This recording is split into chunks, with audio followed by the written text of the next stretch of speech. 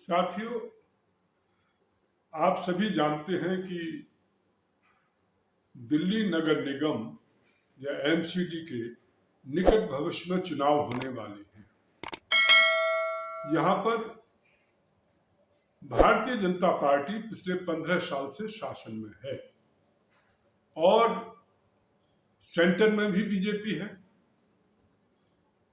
State में, दिल्ली प्रदेश में आम आदमी पार्टी की सरकार है। उससे पहले कांग्रेस की सरकार जो है वो एमसीडी में भी रही है और स्टेट में भी रही है और सेंटर में भी। आप देख सकते हैं कि कांग्रेस, बीजेपी और आम आदमी पार्टी ने, इन तीनों पार्टियों ने जो भी शासन इस दौरान दिल्ली में किया है, जो भी व्यवस्थाएं पैदा करने की कोशिश की हैं, उसके परिणाम स्वरूप दिल्ली को नरक बना दिया गया है।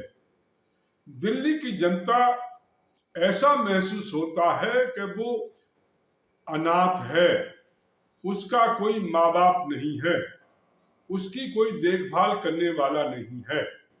और आम आदमी पार्टी या बीजेपी या कांग्रेस ये सारे एक दूसरे ऊपर आरोप लगाते रहते हैं कि इन्होंने ऐसा नहीं किया, उन्होंने ऐसा नहीं किया। और आपको पता होगा कि पिछले समय, बहुत समय तक ये जो एमसीडी के कर्मचारी हैं, उनकी तनख्वाह, वेतन तक नहीं निकला।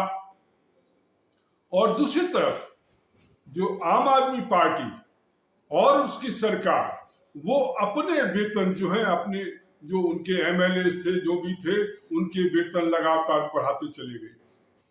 तो ये स्थिति जो है, अपने लिए उनके पास कोई कमी नहीं है और यहाँ कर्मचारियों को पैसा देने के लिए पैसा नहीं है और किसी को कोई चिंता नहीं है।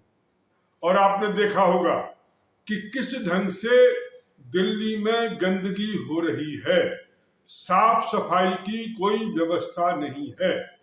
उसके कारण बीमारियां होती हैं, लोगों को गंदगी में रहना एक मजबूरी हो गई है। और कोई पार्टी, चाहे बीजेपी हो, चाहे वो आम आदमी पार्टी हो, किसी को ये चिंता नहीं है कि लोग गंदगी में रहने को मजबूर हैं और साफ सफाई ढंग से की जाए। अभी बरसात में आपने देखा, उससे पहले भी हमने पिछली बरसात में देखा था, जब बरसात हुई तो किस ढंग से मकान गिरे, लोग उस बाढ़ में जो है डूबे भी, मरे भी। और इस बार भी जो हालात हुए हैं दिल्ली में, वो आप सभी जानते हैं। सड़कों पर इस ढंग का पानी भर गया, कॉलोनीज में इस ढंग से पानी भर गया, लोग जो है उनको कोई व्यवस्था नहीं थी कि वो कहाँ जाएं, क्या करें। और लोग लंबे लंबे जाम लगे हुए थे, कोई बताने वाला नहीं था कि निकलना है, नहीं निकलना है, किधर से रास्ता होगा। ऐसे ही जाम लगे हुए हैं, कोई व्यवस्था वहां पर नहीं थी। ना पुलिस थी, ना कोई और एडमिनिस्ट्रेशन था, ना स्टेट गवर्नमेंट थी, ना सेंट्रल गवर्नमेंट थी, ना एमसीडी के अधिकारी थे। तो इस प्रकार से दिल्ली को इन्होंने बिल्कुल अनाथ छोड़ दिया है। दिल्ली इस समय बदहाल हो चुकी है। यमुना नदी की बात करिए, यमुना नदी में जो है, पहले कहा गया था कि जी हम 1 साल में, 2 साल में उसकी ऐसा बना देंगे, वैसा बना देंगे, और कुछ वहां पर नहीं हुआ। दिल्ली के बारे में भी कहा गया था कि इसको लंदन बना देंगे। अब हमने देख लिया लंदन कैसा बना दिया उन्होंने। हर जगह टेम्स रिवर जो है वो आपको दिखाई देगी हर सड़क पर। दिल्ली की आप यातायात व्यवस्था को देखिए, जिधर जाइए, जब जाइए, सुबह शाम, जब भी कभी, लंबे लंबे जाम, कोई देखने वाले वाला नहीं कि आखिर ये राजधानी है, इसकी ट्रैफिक व्यवस्था ये सबसे अच्छी होनी चाहिए। ऐसा नहीं कि इनको पता नहीं है, यहाँ के अधिकारियों को पता नहीं है, या यहाँ की सरकार को पता नहीं है। सब जगह घूमते हैं, दूसरे देशों की व्यवस्थाएं देखते हैं, परंतु न जाने यहाँ आकर के क्या हो जाता, कोई ध्यान नहीं देता। और भ्रष्टाचार तो इतना बुरा हाल है, एमसीडी जैसे कि भ्रष्टाचार का एक पर्याय बन चुका है। और ऐसे में लोग जो है त्रस्त हैं, कहीं किसी की दुकान सील कर दी जाती है, कहीं तोड़ दी जाती है, कहीं कुछ कर दिया जाता है और कोई सॉल्यूशन नहीं निकलता। लोग जो है परेशान होते रहते हैं और कोई उसे देखने भालने वाला नहीं। तो इस अव्यवस्था को यदि दूर करना है, इस जो समस्याएं चल रही हैं उससे दिल्ली को मुक्ति दिलानी है, यदि दिल्ली को साफ सुथरा बनाना है, यदि दिल्ली को स्वच्छ हवा दिलानी है, यदि दिल्ली को स्वस्थ बनाना है, दिल्ली को प्रसन्न बनाना है, दिल्ली को स्वर्ग बनाना है, तो आप राष्ट्रवाद पार्टी से जुड़िए।